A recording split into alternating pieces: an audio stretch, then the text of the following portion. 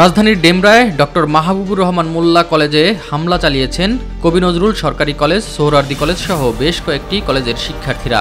এ সময় কলেজটির ভবনে ব্যাপক ভাঙচুর চালিয়েছেন তারা। পরে দুই পক্ষ দফায় দফায় সংঘর্ষে জড়িয়ে পড়ায় রণক্ষেত্রে পরিণত হয় ওই এলাকা। গুরুতর আহত হন বেশ কয়েকজন। এ সময় কলেজটির বিভিন্ন সামগ্রী ও সরঞ্জাম নিয়ে যায় কিছু মানুষ। পরে ঘটনাস্থলে উপস্থিত হন সেনাবাহিনী ও পুলিশ সদস্যরা। এ ঘটনায় উত্তেজনা বিরাজ করছে পুরো এলাকায়। অন্তর্বর্তীকালীন সরকার গরিব মানুষদের 1 থেকে 5 লাখ টাকা ঋণ দেবে এমন ভুয়া প্রলোভনে সারা দেশ থেকে লাখো মানুষকে ঢাকায় জড়ো করা হচ্ছিল। রোববার রাত থেকেই অহিংস গণ অভ্যুত্থান বাংলাদেশ নামের একটি সংগঠনের ব্যানারে দেশের বিভিন্ন এলাকা থেকে বাস, ট্রাক, পিকআপে করে মানুষ জড়ো হতে থাকেন ঢাকা বিশ্ববিদ্যালয়ের টিএসসি এবং শাহবাগ এলাকায়। তবে পুলিশ ও শিক্ষার্থীরা তাদের ফেরত পাঠিয়েছেন। রাজধানীতে ব্যাটারি চালিত রিকশা বন্ধে হাইকোর্টের আদেশের প্রতিবাদে আবারও আগারগাঁওয়ে সড়ক অবরোধ করেছেন চালকরা। সকাল 10:30টার পর থেকে ব্যাটারি চালিত রিকশা চালকরা আগারগাঁও এলাকায় সড়ক অবরোধ করে তাদের দাবি আদায়ের পক্ষে আন্দোলন করেন। ফলে আগারগাঁও সড়ক দিয়ে যান চলাচল বন্ধ হয়ে যায়।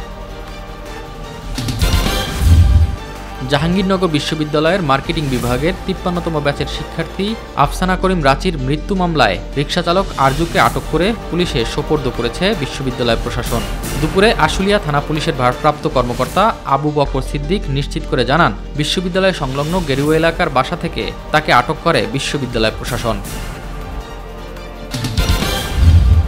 আন্তর্জাতিক অপরাধ ট্রাইব্যুনাল আইন সংশোধন করে অধ্যাদেশ জারি করেছেন রাষ্ট্রপতি মোহাম্মদ শাহাবুদ্দিন। রোববার এই অধ্যাদেশের গেজেট বিজ্ঞপ্তি প্রকাশ করা হয়েছে। গত 20 নভেম্বর উপদেষ্টা পরিষদের সভায় 1973 সালের আন্তর্জাতিক অপরাধ ট্রাইব্যুনাল আইন সংশোধন করে খসড়া অনুমোদন এবং অধ্যাদেশ জারির সিদ্ধান্ত হয়। বিদেশে বসে কেউ মানবতাবিরোধী অপরাধ করলেও আন্তর্জাতিক অপরাধ ট্রাইব্যুনালের তা আমলে নেয়ার সুযোগ রেখে অধ্যাদেশ জারির উদ্যোগ নেয় অন্তর্বর্তী সরকার। বৈষম্যবিরোধী আন্দোলন কেন্দ্রিক রাজধানীর উত্তরা পূর্ব থানার ফজলুল করিম হত্যা মামলায় পুলিশের সাবেক আইজি চৌধুরী আবদুল্লাহ আল মামুনের 3 দিনের রিমান্ড মঞ্জুর করেছেন আদালত। সোমবার ঢাকা মেট্রোপলিটন ম্যাজিস্ট্রেট আরিফুর রহমান এই আদেশ দেন। এদিন কারাগার থেকে চৌধুরী আবদুল্লাহ আল মামুনকে আদালতে হাজির করা হয়। উভয় পক্ষের শুনানি শেষে বিচারক তার 3 দিনের রিমান্ড মঞ্জুর করেন।